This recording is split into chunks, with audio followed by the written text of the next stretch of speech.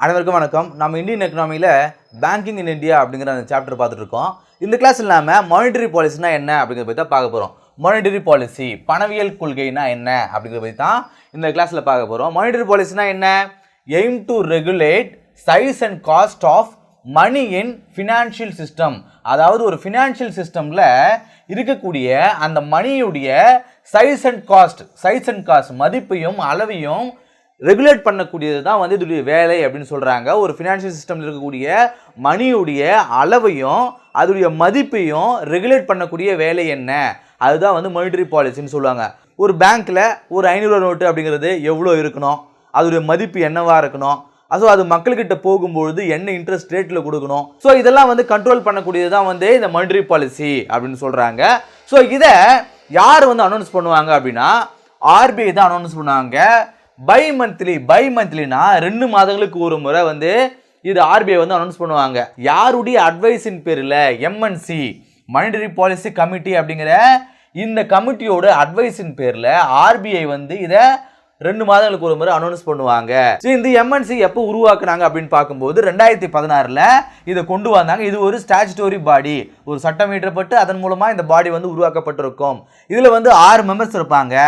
இதில் 3 மெம்பர்ஸ் வந்து ஆர்பிஐல வந்து இருப்பாங்க, 3 மெம்பர்ஸ் வந்து மினிஸ்ட்ரி ஆஃப் ஃபினான்ஸ்ல இருந்து அங்கம் வகிப்பாங்க அப்படின்னு சொல்றாங்க. ஸோ எம்என்சி அப்படிங்கிறது மானிட்டரி பாலிசி கமிட்டி. இவங்க தான் இந்த மானிட்டரி பாலிசிக்கான இந்த அட்வைஸ் வந்து ஆர்பிஐக்கு கொடுப்பாங்க. இவங்க வந்து கொடுக்க மாட்டாங்க, இவங்க வந்து ஆர்பிஐக்கு சில அட்வைசஸ் கொடுப்பாங்க. ஆர்பிஐ தான் வந்து இந்த மானிட்டரி பாலிசி வந்து ரிலீஸ் பண்ணுவாங்க.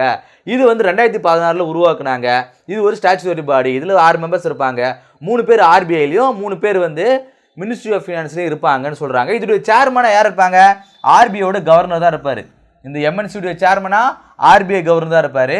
இவங்க தான் இன்ஃப்ளேஷனையும் வந்து டார்கெட் பண்ணுவாங்க. இன்ஃப்ளேஷன்னா என்ன? விலைவாசி உயர்வு, பணத்துடைய மதிப்பு, அந்த பணத்துடைய பர்ச்சேசிங் பவர் என்ன அப்படிங்கிறதையும் இவங்க தான் வந்து டிசைட் பண்ணுவாங்க. நம்ம இன்ஃப்ளேஷன் கிளாஸில் பார்த்துருப்போம்.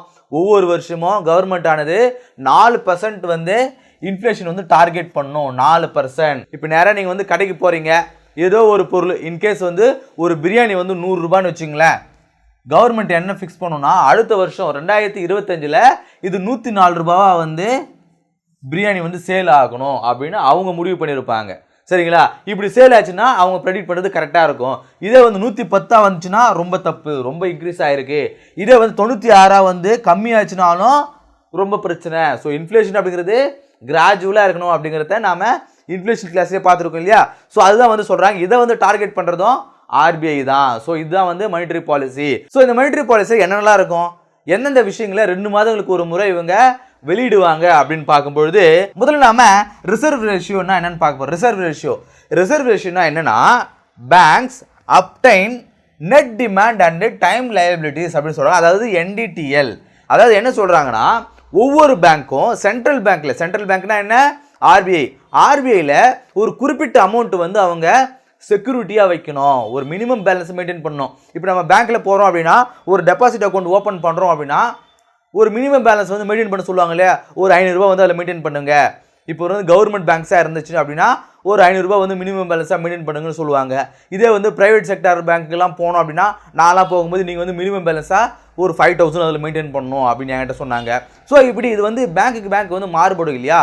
ஸோ அதே போல் எல்லா பேங்க்குமே ரிசர்வ் பேங்க்கில் ஒரு மினிமம் பேலன்ஸ் வந்து மெயின்டைன் பண்ணணும். ஸோ இதை net demand and time liabilities அப்படின்னு சொல்கிறாங்க. அதாவது NDTL. அதாவது பேங்க்ஸ்லாம் வந்து ஒரு மினிமம் அமௌண்ட்டை ஆர்பிஐல வந்து வச்சிருக்க பேர் தான் வந்து NDTL சொல்கிறாங்க. இதை வந்து 2 விதமாக வந்து அவங்க டெபாசிட் பண்ணலாம். எப்படி? கேஷ் ரிசர்வ் ரேஷியோ, CRR அப்படின்னு சொல்கிறாங்க. அதாவது கேஷ் வந்து டெபாசிட் பண்ணி வைக்கிறது. இப்போது ஒரு பேங்க்குடைய அவங்க கிட்ட ஒரு 1000 கோடி இருக்குதுன்னு வச்சுங்களேன். ஒரு 1000 கோடி வந்து இப்போ உதாரணத்துக்கு HDFC பேங்க் வச்சுக்கோம். இப்போ HDFC பேங்க்ஸ் கிட்ட ஒரு 1000 கோடி இருக்குது அப்படின்னா அவங்க சென்ட்ரல் பேங்க்கில் எவ்வளோ அமௌண்ட் வந்து மினிமம் பேலன்ஸாக வச்சுட்டு இருக்கணும் அப்படின்னா 4.50% வந்து அவங்க வச்சுட்டு இருக்கணுமா. அதாவது 1000 கோடியில் 4.50%. இதே வந்து 1500 கோடியாக இருந்துச்சுனாலும் அவங்க அதே 4.50% தான் வந்து அதை டெபாசிட் பண்ணணும்.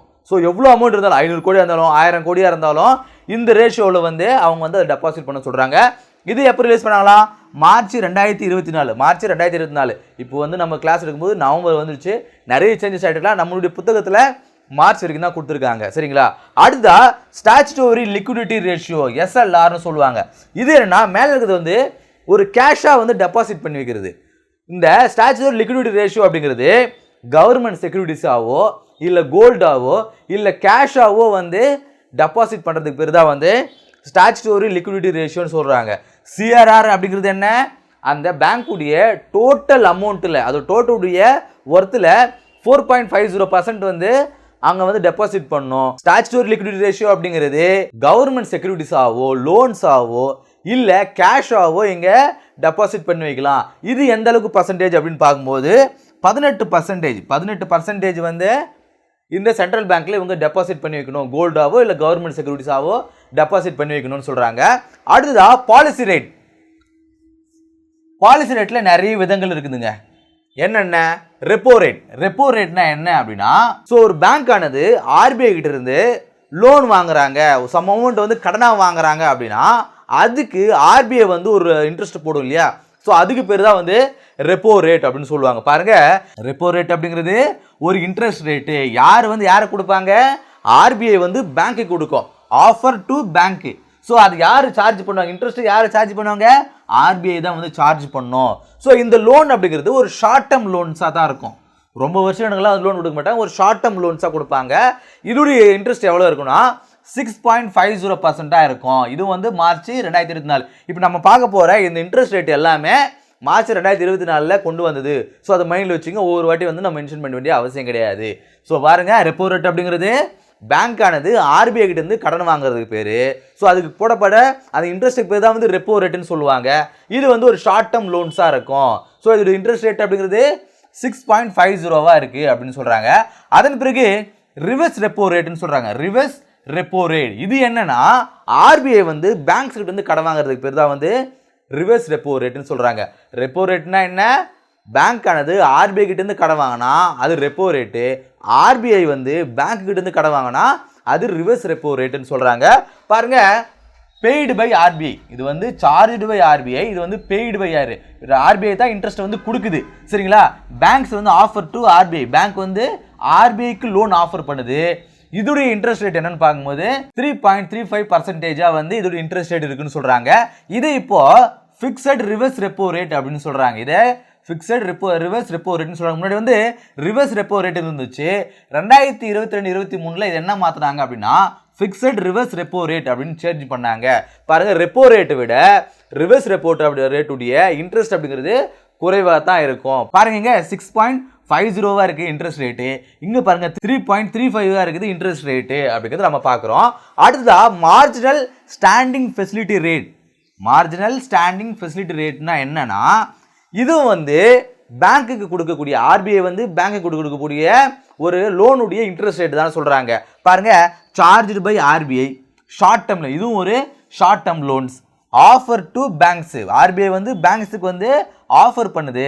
பாருங்க, இது நன் கொலாட்ரல் மேலே ரெண்டு நம்ம பார்த்தோம் இல்லையா, இது ரெண்டுமே வந்து கொலாட்ரல் பேஸ்டு. கொலாட்ரல்லாம் என்ன? நாம் கடன் வாங்குகிறோம் அப்படின்னா அதுக்கு சமமான ஏதோ ஒரு பொருளை வந்து அடமானமாக வச்சுட்டு அதை பேஸ் பண்ணி அதுக்கு அகைன்ஸ்டாக வந்து வாங்குறதுக்கு பேர் தான் வந்து கொலாட்ரல் பேஸ்டுன்னு சொல்லுவாங்க. மேலே கொடுக்கக்கூடிய இந்த ரெண்டுமே வந்து கொலாட்ரல் பேஸ்டு. ஆனால் கீழே இருக்கக்கூடிய இந்த ரெண்டுமே வந்து நன் கொலாட்ரல். இங்கே பாருங்கள், நன் கொலாட்ரல். ஸோ பேங்க் வந்து RBI கிட்ட வந்து வாங்குது கடனை, இது வந்து ஷார்ட் டேர்ம் லோன்ஸ், இது நன் கொலாட்ரல். இது வந்து ஓவர் நைட் லோன்ஸ் அப்படின்னு சொல்றாங்க. 6.75 தான் வந்து இதுடைய இன்ட்ரெஸ்ட் ரேட் அப்படின்னு சொல்றாங்க. இது வந்து நன் கொலாட்ரல் லோன்ஸ்னு சொல்றாங்க. இது வந்து ஓவர் நைட் லோன்ஸ் அப்படின்னு சொல்றாங்க. 6.75 தான் வந்து இதுடைய இன்ட்ரெஸ்ட் ரேட் அப்படின்னு சொல்றாங்க. அடுத்ததா ஸ்டாண்டிங் டெபாசிட் ஃபெசிலிட்டி ரேட். இது என்ன கைண்ட் ஆஃப் இன்ட்ரெஸ்ட் அப்படின்னு பார்க்கும்போது பெய்டு பை RBI. இதுவும் வந்து பேங்க்குக்கு வந்து பேங்க் கிட்ட இருந்து RBI வந்து லோன் வாங்குறது. பாருங்க, மேலே ஒவ்வொன்றா பார்த்துட்டே வரும் பாருங்க. இதில் வந்து கொலாட்ரல் பேஸ்ட், இது ரெண்டும் வந்து நான் கொலாட்ரல் பேஸ்ட். சரிங்களா? இதில் வந்து RBI வந்து பேங்க்குக்கு வந்து லோன் கொடுக்குது, இது வந்து பேங்க் கிட்ட இருந்து RBI வந்து லோன் வாங்குது. பெய்டு பை RBI, இது வந்து ஷார்ட் டேர்ம் லோன். அதன் பிறகு நன் கொலாட்ரல் பேஸ்ட். இதோடைய இன்ட்ரெஸ்ட் ரேட் அப்படின்னு பார்க்கும்போது 6.25 இருக்கு இதோடைய இன்ட்ரெஸ்ட் ரேட் அப்படின்னு சொல்றாங்க. அடுத்தா பேங்க் ரேட். பேங்க் ரேட் அப்படிங்கிறது RBI வந்து பேங்க்ஸுக்கு கொடுக்கக்கூடிய அந்த இன்ட்ரெஸ்ட் ரேட், லோனுடைய இன்ட்ரெஸ்ட் ரேட்னு சொல்றாங்க. ஸோ இது வந்து லாங் டேர்ம் லோன்ஸ்னு சொல்றாங்க. இதோடைய இன்ட்ரெஸ்ட் ரேட் அப்படிங்கிறது 6.75 இருக்கு அப்படின்னு சொல்றாங்க. ஸோ இதெல்லாம் வந்து பாலிசி ரேட். என்னென்ன பாலிசி ரேட்? ரெப்போ ரேட்னா என்ன, ஃபிக்ஸ்டு ரிவர்ஸ் ரெப்போ ரேட்னா என்ன, மார்ஜினல் ஸ்டாண்டிங் ஃபெசிலிட்டி ரேட்னா என்ன, ஸ்டாண்டிங் டெபாசிட் ஃபெசிலிட்டி ரேட்னா என்ன, பேங்க் ரேட்னா என்ன அப்படிங்கிறத இந்த பாலிசி ரேட்ல வந்து நம்ம பார்க்குறோம். அடுத்ததா lending and deposit. Lending and deposit நாம முன்னாடி பார்த்தது வந்து இந்த கிளாஸ்ல பாருங்க, மானிட்டரி பாலிசினா என்னன்னு பார்த்துட்டோம். சரிங்களா? இந்த பேங்க்குக்கும் ஆர்பிஐக்கும் இடையில் இருக்கக்கூடிய அந்த உறவுகள் என்ன அப்படிங்கிறத நம்ம இங்கே பார்க்குறோம். சரிங்களா?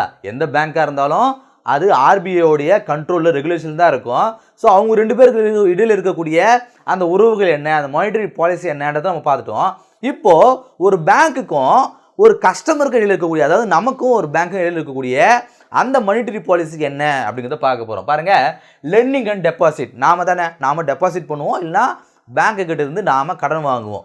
ஸோ இதோடைய இந்த reverse ratio and policy rate இருக்குது இல்லையா, இது வந்து என்ன ஆகணும் அப்படின்னா linked to deposit and loans. இவங்க என்னென்ன ரேட்லாம் வந்து சார்ஜ் பண்ணுறாங்களோ அதை பேஸ் பண்ணி தான் நமக்கு கொடுக்கக்கூடிய லோன்ஸ் ஆகட்டும், இன்ட்ரெஸ்ட் ஆகட்டும் சேஞ்ச் ஆகும்னு சொல்கிறாங்க. இப்போ ஆர்பிஐ கிட்ட இருந்து ஒரு பேங்க் வந்து லோன் வாங்குதுன்னு வச்சுங்களேன். ஸோ இவங்க இன்ட்ரெஸ்ட் ரேட் வந்து ரொம்ப அதிகமாக கொடுத்தாங்க அப்படின்னா இங்கே நம்ம பேங்க்கு கிட்ட போய் லோன் வாங்கும்போது இவங்களும் நமக்கு அதிகப்படியான இன்ட்ரெஸ்ட் ரேட்டில் வந்து லோன்ஸ் கொடுப்பாங்க. இந்த டெபாசிட் அண்ட் லெண்டிங் அப்படிங்கிறது இங்கே கொடுக்கக்கூடிய இந்த பாலிசி ரேட்ஸை பேஸ் பண்ணி தான் இருக்குது அப்படின்னு சொல்கிறாங்க. So link to deposit and லோன்ஸ்னு சொல்கிறாங்க. பாருங்க, பேஸ் ரேட். பேஸ் ரேட்னா என்னன்னா மினிமம் இன்ட்ரெஸ்ட் ரேட். அதாவது பேங்க் ஆனது கஸ்டமர்ஸ் கொடுக்கக்கூடிய அந்த லோனுடைய இன்ட்ரெஸ்ட் ரேட் என்ன. நாம் போய் ஒரு பேங்க்கில் போயிட்டு ஒரு லோன் வாங்குகிறோம் அப்படின்னா அதுக்கு ஒரு இன்ட்ரெஸ்ட் கொடுப்பாங்க இல்லையா. நாம் இந்த லோனுக்கு வாங்குறதுக்கு நாம் மாதமோ இல்லை ஆனுவல் ரேஞ்சிலோ நாம் ஒரு இன்ட்ரெஸ்ட் கட்டணும் இல்லையா. ஸோ அது வந்து என்ன சொல்கிறாங்கன்னா 9.10 10.25 இருக்குது அப்படின்னு சொல்கிறாங்க. பாருங்கள், அங்கெல்லாம் வந்து 6 ரேஷியோவில் தான் இருக்குது. ஆனால் நமக்கு கொடுக்கக்கூடிய லோனோட ரேஞ்சு அப்படிங்கிறது பாருங்கள், இன்ட்ரெஸ்ட் ரேஞ்சுன்னு பாருங்கள், ஸ்டார்டிங்கே வந்து 9 தான் ஸ்டார்ட் ஆகுது. ஸோ 9.10 10.25 இருக்குது பர்சன்டேஜ் அப்படின்னு சொல்கிறாங்க. இது வந்து மார்ச் 2024 பர் ஆனம் ஒரு வருஷத்துக்கு இந்த ரேஞ்சில் வந்து நாம் இன்ட்ரெஸ்ட் செலுத்துகிற மாதிரி இருக்கும். அடுத்தா இது வந்து decide and reviewed by them. அதாவது இந்த இன்ட்ரெஸ்ட் ரேட் இருக்குது இல்லையா, இந்த இன்ட்ரெஸ்ட் ரேட் அப்படிங்கிறது ஒவ்வொரு பேங்க்கும் அவங்களே வந்து டிசைட் பண்ணிக்கலாம். இது எப்போ கொண்டு வந்தாங்க? 2010 தான் வந்து கொண்டு வந்தாங்க. ஸோ ஆர்பிஐ ஆனது பேங்க்குக்கு வந்து ஒரு இன்ட்ரெஸ்ட் இருக்குது இல்லையா, ரெப்போ ரேட் இருக்குது இல்லையா, அந்த இன்ட்ரெஸ்ட் ரேட்டு ரெப்போ ரேட் ஆகட்டும், ரிவர்ஸ் ரெப்போ ரேட் ஆகட்டும், அதை வந்து ஆர்பிஐ தான் வந்து கண்ட்ரோல் பண்ணோம். ஸோ அதே போல் இந்த இடங்களில் பேங்க் ஆனது கஸ்டமர்ஸுக்கு கொடுக்கக்கூடிய அந்த இன்ட்ரெஸ்ட் ரேட்டு வந்து அவங்களே வந்து டிசைட் பண்ணிக்கலாம். ஆனால் இது வந்து 2010 தான். அதுக்கு முன்னாடி bench mark prime landing rate அப்படிங்கிற ஒரு அமைப்பு உருவாக்குனாங்க. பிபிஎல்ஆர் தான் வந்து இதை வந்து ஆர்பிஐ உருவாக்கியிருப்பாங்க. அவங்க தான் வந்து இந்த இன்ட்ரெஸ்ட் ரேட்லாம் வந்து கஸ்டமர் கொடுக்கக்கூடிய இன்ட்ரெஸ்ட் ரேட் வந்து அவங்க தான் வந்து டிசைட் பண்ணுவாங்க. ஆனால் 2010 என்ன சொன்னாங்கன்னா அதன் பிறகு வந்து நீங்களே டிசைட் பண்ணிக்கோங்க. எந்த பேங்காக இருந்தாலும், ஹெச்டிஎஃப்சியாக இருந்தாலும் சரி, எஸ்பிஐ இருந்தாலும் சரி, யாராக இருந்தாலும் நீங்களே முடிவு பண்ணிக்கங்க கஸ்டமர்ஸுக்கு என்ன இன்ட்ரெஸ்ட் ரேட்டில் கொடுக்க போகிறீங்க அப்படின்னு சொல்லிட்டு முடிவு பண்ணிக்கணும்னு சொல்லிட்டாங்க. அடுத்தா சேவிங் டெபாசிட் ரேட். இது வந்து பேங்க் ஆனது கஸ்டமர்ஸ் கொடுக்கக்கூடிய லோன்ஸ் உடைய இன்ட்ரெஸ்ட் ரேட் என்னன்றது மேலே பார்த்தோம்.